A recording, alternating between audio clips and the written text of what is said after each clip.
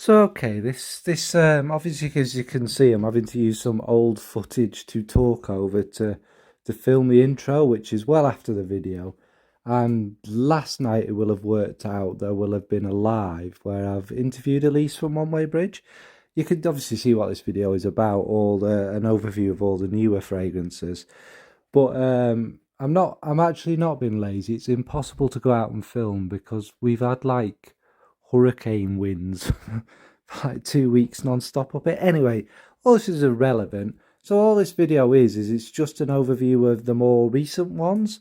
You know, where it stopped in part one, I picked it up in part two. So over like the last 18 months or so, all the new releases from Elise, and I've just kind of gone through them to see Elise talk about them again. Check out my video from last night.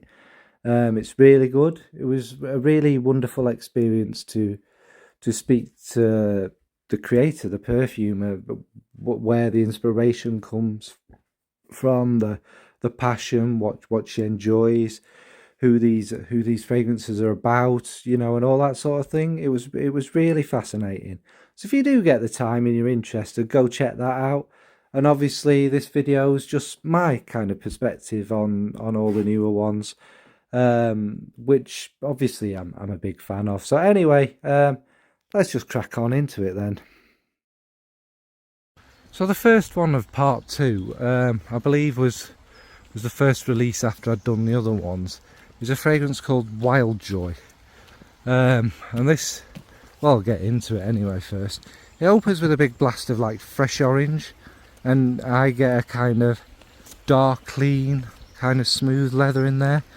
And as it kind of develops on a bit more, the fresh green crisp cannabis, it's not skanky, it's just fresh and green and quite herbal, comes through. There's a lovely smoky feel there as well, a little like the burn at the back of your throat. If you smoke, you know what I mean, whatever you're smoking, it's a really kind of pleasant feeling as well. That hence it keeps us addicted, I suppose. It also has like a nice menthalness in the after smell. Now maybe there's some eucalyptus or anise in there, and this makes it really quite lovely. The orangey sweetness does stay nicely around it all, and to me the orangey sharper feel gets a little more prominent with the greenness and that kind of leathery texture. And possibly like a little bit of this pleasant muskiness. Maybe you snuggle it up to someone who's had a smoke or two. The dried out is lovely and smooth, and it's got a kind of orangey smooth leather to me. Now then, with this one, orange is not a note I can really cope with very well. Somehow, I'll come to it probably in the next one a bit more, but somehow with the leather and the cannabis, it really works quite beautifully. It's how would I describe this? You know, I always kind of create an image in my mind. Maybe you've just gone to a field and there's some cannabis growing and there's an orange grove. You kind of chilling out, taking in the lovely smells. Now I don't like the smell of cannabis at all. Probably because I've had neighbours where it seeps through the walls and the floors and stuff. But this smell of cannabis, it's like I wouldn't know anything about this, of course, because of course it's very illegal in this country, and I've never even seen it or heard of it apart from when Tory MPs are talking about it. But it's it smells less dense and skanky, which is why I think of it being outside growing. It's kind of got an airy freshness about it, and it's not, although you get that smoky feel, I wouldn't say it's like smoking a joint or anything. Again, I wouldn't have any experience with that because it is illegal. I don't know what that means. But I would imagine in my very vivid imagination what it's like. And sometime, well, back in my day, when it had a joint, it was pleasant. it was a bit smoother, bit lighter, a bit easier. You know, it was like smoking a herb. Nowadays, I mean, so I believe, it's horrific. It's horrible stuff. It's all about strength rather than just the kind of chilling, medicinal, kind of therapeutic feel that it used to have. So I've heard. So yeah, this one was a surprise to me, because out of the two that came together, I would have presumed I'd have preferred the other one, but actually I really enjoyed this. And the orange is kind of a particularly important note, because it adds that fresh, zesty sweetness and loveliness to it. So yeah, anyway, I'm waffling. That's a Wildjoy. So yeah, next is Evernever. Now this was a fragrance, I thought would be my dream fragrance, and it just goes to show you can't always tell. But what I will say is, this is one that's grown on me. Anyway, like, what's it like? We'll go through that first. So it opens with a gorgeous sweet dark lilac and an anise, and that's joined by this darker orange. As it settles into it, the orange and the lemon possibly become kind of more dominant there. The cloves in the anise add a warmth and a kind of that sharp spiciness, that very enjoyable sharp spiciness round it all. There's also a sharper green note behind it. Now it could be the lilac, or it could be one of the many magical New Zealand notes that I've got literally no idea what they are. Oh look, it's beautiful. Them trees have collapsed. I'll have to walk around there. Anyway, the orange and the greener touch dominate, sadly, and as it develops on me, with a leather in there. And the lovely musks again. There's a theme with all of them. The musks are heavenly in all of our fragrances.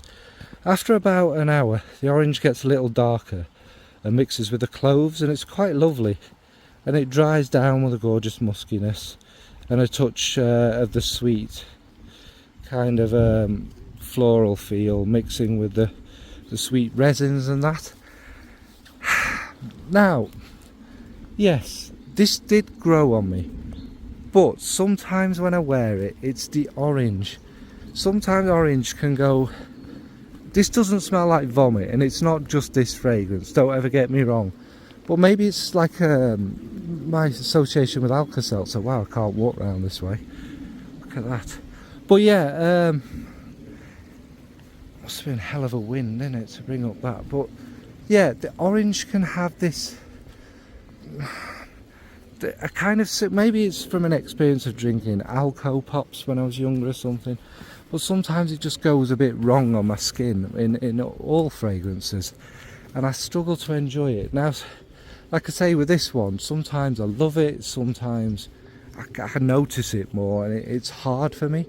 Now the lilac, the anise, the cloves, this should be absolute heaven, the leather, but like I say, it's the orange. But it is this kind of almost gothic kind of fragrance, and the purple from the lilac in it is quite magical. You can see a kind of gothy type lass with burnt orange hair, you know, dark purple lipstick, tattoos, and that kind of thing. It does create that, and the musks give it that kind of sensual kind of loveliness about it as well. But like I say, the orange. Now the orange does go darker and more pleasant and easier, like a, well, not like a Terry's chocolate orange, but a little bit. So yeah, I like this one. Sometimes I really enjoy it, but like I say, sometimes I struggle. And that's all very subjective, but I think if you're someone who doesn't have that weirdness with the orange, you're gonna love this. As a very unique kind of darker gothy floral fragrance. It's really quite good. So yeah, that's Evernever.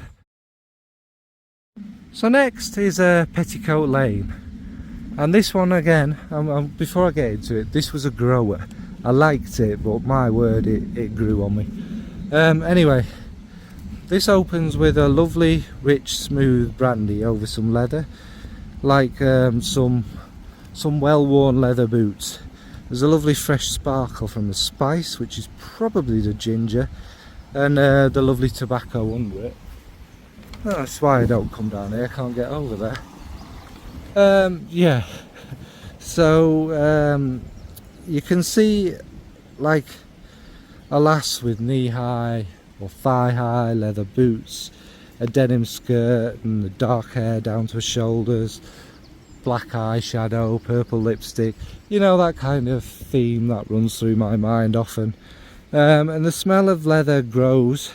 It's like leather bound books in a kind of library whilst you're having a few drinks, and the gorgeous muskiness grows. Now the muskiness, again, it's not a particularly dirty muskiness, but it does have that human touch. It does have this kind of I want to get there and bury my nose in your neck kind of feel. And there's a nutty wood, probably from the tonka, and the boozy brandy kind of lasts over it all the way through. So it's on paper it sounds absolutely perfect, doesn't it? Now this was based on, I believe, Elise's visit to London, and she went to a pub with might have had a library in the back room or something like that, and all sorts of leather chairs and whatnot. And it's gorgeous. It is absolutely gorgeous. Like I say, at first it's kind of, this is really nice, but it's missing something. And then, you know, as you wore about 3 or 4 times and did my review, and then I went back to it again, and a month or so later, my God, it got me. It's just magnificent. It's the booziness. It's not, you know, you're not talking angel share here. It's a fruity kind of real taste of brandy in your mouth, and the tobacco's not particularly strong, but it's that kind of smelling people putting it in their pipes in the room. And the leather, again, it's weird with the leather, because it does start off leather boots, leather jacket, but then it gets like a drier, older leather, and that adds to it again. It's like a story, a journey, and all mixing in with their musks. It's just heavenly.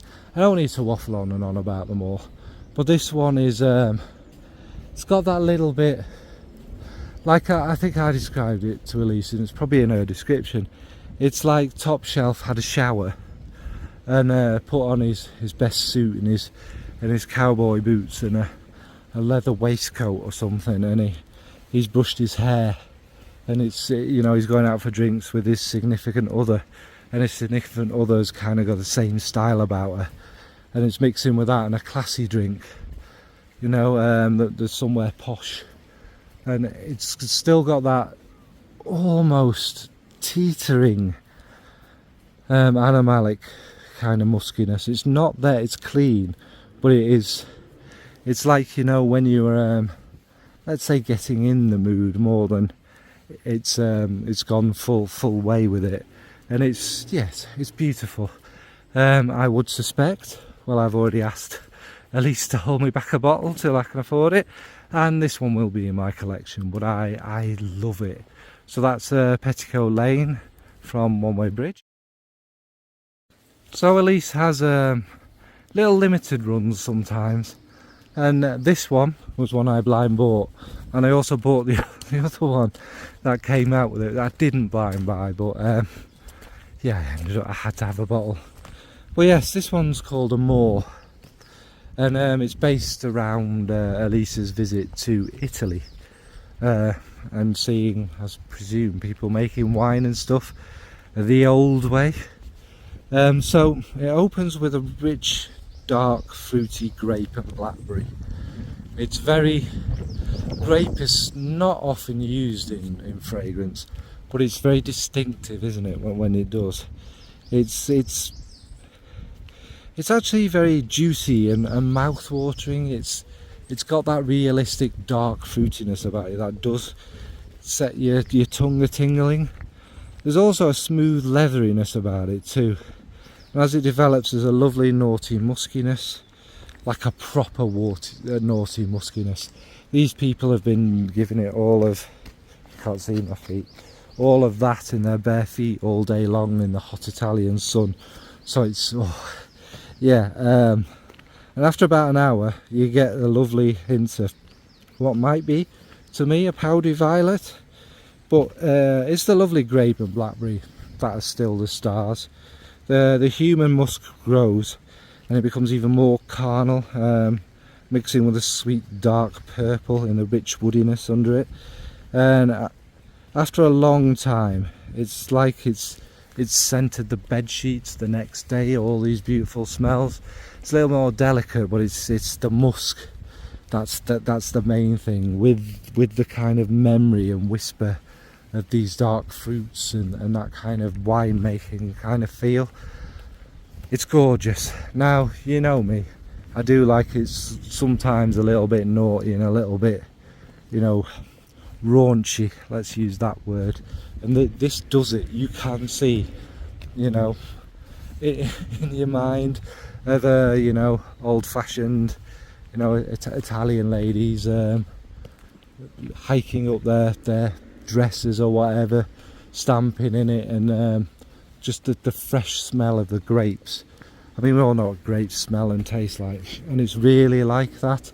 And then that whiff of it's almost like it's not dirty, it's carnal. It's not like a, you know, a sweaty pair of boxer shorts after you've been cycling for 15 hours.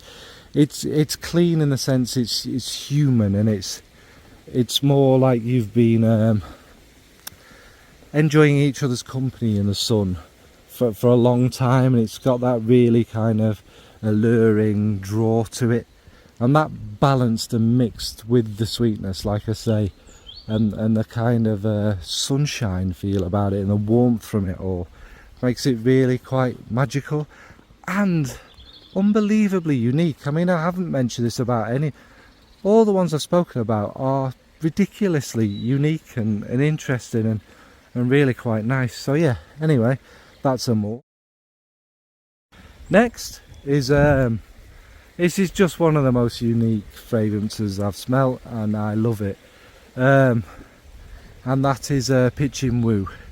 Now, Pitching Woo, I believe, was an old-fashioned term for like courting, for chatting someone up, is it, or something like that? I might have made that up, but anyway, this is Elise's kind of very first gourmand, but it's not your sickly sweet over awful gourmand. This is an Elise style gourmand, and it opens to me with a kind of it's a little bit of this kind of creaminess and a little tiny pinch of peach, but this minty humbug. Now, humbugs are sweet over here. I've mentioned this loads of times, so you probably know what a humbug is by now. It's kind of this minty toffee that old people have, and we used to have as kids from old people. They're nice, don't get me wrong, and they're kind of crunchy and then chewy, but it has that smell about it, with the kind of, you know what I mean, with the toffee feel and that kind of menthol mintiness, which going with the kind of ice creamy feel is quite magical actually. It's really unique. And then as it develops, I think I get a bit of like pistachio in there maybe, and with the ice cream there's a certain kind of almost green nuttiness, and then it gets kind of richer but not sickly. It just gets, it's hard to describe really, I got dogs. So yeah, as I was saying, it gets to be like almost like a Mr. Whippy ice cream. I don't know how they are abroad, but we'll kind of know what they are. But the peach and the fruits in there stop it being sickly or stop it being creamy or too much. It's delightful. And there's a sprinkle of spices, and then as it dries down, it's almost like it's a float. You know, where you put ice cream on soda or pop as we call it over here, whatever you call it in America, and it has this kind of almost fizz, and again that stops it being so creamy and lactonic. It's quite beautiful. So yeah, this was a love at first sniff, and it just got more and more and more. And I've never smelt anything like it, and I don't own anything like it. And I also kind of said, if you remember when Chiali's, whatever the heck it's called, yummy pistachio, and that was hyped up as this kind of gelato, big pistachio and ice cream, and it was kind of rich and lovely and addictive. That wasn't like that. I like it, by the way, but it was a lot more kind of mellow and gentle and easy to go. This has more of that about it to me, and it's gorgeous. I don't know what influenced this one actually, but I can imagine a kind of Italian ice cream store with all these beautiful different flavours and an old humbug flavour and stuff. Like I say, it's not lactonic, it's not thick, it's not rich, it's not overly sweet, but it's this gourmandy ice creamy thing that really works. And you'd have to smell it. It's hard to describe, but it's wonderful. So that's Pitching Woo. So next is Bikini. Now this one is an interesting one and a challenge for me, but we'll go through it. So it opens with a fresh neroli and orange. The green sharpness is enveloped by a kind of fresh sweet orange juice with a lovely dark red warmth, and pistachio shells to me in the background. Maybe they're listed, I don't know where I've got that from. And a tiny pinch of salt. And as it develops, the sharpness is a little bit big on me, but it's very fresh with a coastal breeze, and it dries down like an orange and Tia Maria, which was something I used to make at work quite a lot for me, like a Terry's chocolate orange sort of thing. And there's a lovely muskiness and a dry patchouli, and it's really kind of nice. And then it kind of dries down with that, the sweetness of the orange stays, and the darker patchouli. I think that's probably giving me the slight Tia Maria thing there. And it just gets muskier and muskier, still with the tiniest hint of saltiness. Now it's more like a human saltiness than an overly coastal breeze, although you can smell like a dry golden sand thing about it. Now I know what we're all going to think, that doesn't sound like it's very for you, and you'd be right, but it works.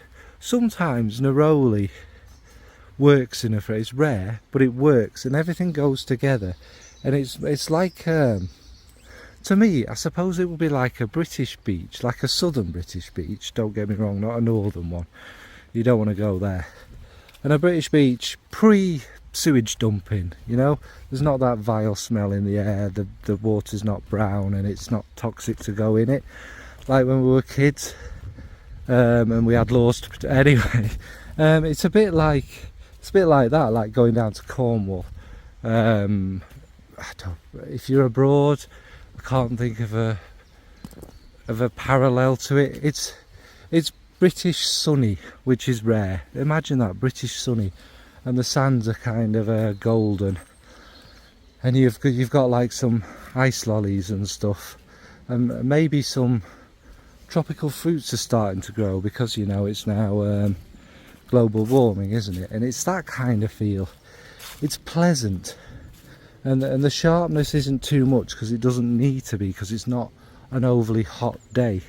And it is that kind of sunshiny one with tropical, almost British tropical, with without the sun tan lotion and that kind of feel. And it's fresh as well, not sickly or, you know, like they can be. And it really works. It's really quite gorgeous. Now it's not one, I'll be honest, I'm going to get a bottle of. Well, no I'm not. Although I keep saying this and I'm thinking in my head, I don't really have anything like this, and I don't have many freshies, but probably not. It's enjoyable anyway, and it does take you to the beach, and it's very bright and it's very happy. So yeah, that's Bikini Loca from One Way Bridge. So finally, my little second part of this is Forevamore. This will turn into a bottle, I imagine. Anyway, let's go. So it opens with a dusty cocoa, maybe like a posh Italian chocolate biscuit. And as it develops, there's a hint of sweet red booziness, and even a touch of like naughty butter-like feel. That's hard to kind of describe. And some amazing musks, some amazingly gorgeous musks in there. The cocoa chocolate turns more into a dark Belgian chocolate with a touch of milk chocolate in there. And then it warms up kind of more and more beautifully on me as it develops. And I'm not sure if there's ambrette or something like that, but the musk again is heavenly, mixing with these darker, drier chocolate notes. I'd be hooked on snuffling people with this. It's kind of musky, heavenly chocolate, and I think after a few hours into the dry down, there's kind of like a leathery base under it, and then it becomes kind of more of a milky, musky chocolate, still with them heavenly musks after many hours. This is one that does do through these kind of transformations and changes and that, but it is primarily chocolate, but not again. I've never smelled anything like this. Like I say, it's the dusty cocoa at first, and then this really strong biscuity feel. I don't know where that's from, and then it, like I say, it's like a bar of dark, rich chocolate, and then it's smoother and lighter, but that musk that runs through it with it, oh my, chocolate. And put it this way, it's like a mixture of chocolate and sex together. The musk isn't particularly dirty or anything like that, but it definitely has a slight carnal feel. Again, that's why I'm thinking ambrette, because it does have that kind of, makes me feel all ooh. And it's just very pleasant. Maybe more of a cooler weather one. And we all know how hard it is to find chocolate fragrances. This is not one of them screechy, synthetic, horrific messes of a chocolate fragrance. I put this on the same level as Acro's Dark, whereas it's gourmand and it's chocolatey, but it's not a sweet gourmand. It's not a daft, ridiculous, I don't want to say immature in that sense that I'm insulting these fragrances, but you know what I mean. The kind of something you buy when you're 12 to spray on you, whereas this one has that mature kind of feel, especially with the darker cocoa and darker chocolatiness to it.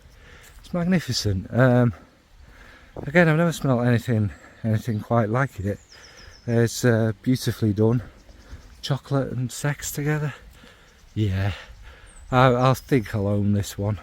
And I think I like it on me, but I'd love to smell this on someone. It would be But yeah, that's Forevamore. So yeah, that's One Way Bridge part 2.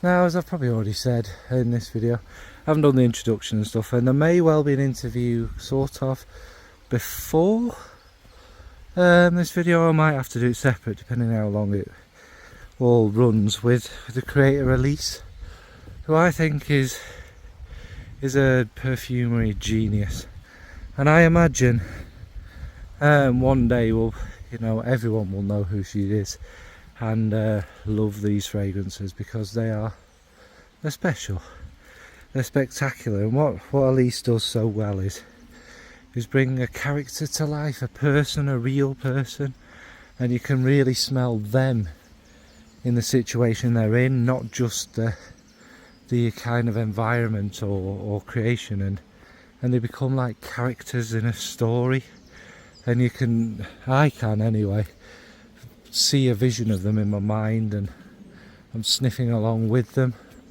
And it's the way Elise uses musks, just gives this human feel to everything she does. This actual person, and you kind of smell that on you as well. You become this person, I think. I mean, I sound like I'm being very poetic. I'm not. They're fantastically done fragrances, and she has that magic about her, and I'm always excited when a new one comes out. So either way, whether Elise is on this video or a separate one, thank you, Elise, for your time. I also want to kind of thank Marcus Ibrahim off Instagram. It's kind of the guy I discovered this wonderful, fantastic brand from, as well as April Aromatics from him. So there's two wonderful indie brands that are down to Marcus, and I look forward to the future of One Way Bridge, what's going to come, and I imagine Elise is always going to keep this very unique things that we've never smelt before, and this human feel and this magnificence about them all. So I do look forward to the future. So yeah, have you tried any One Way Bridge fragrances? Do you have any favourites? Do you have an indie brand out there that is just massively underrated? Look at the state of this. That you think should get more love? Alright folks, thank you. Thanks, bye.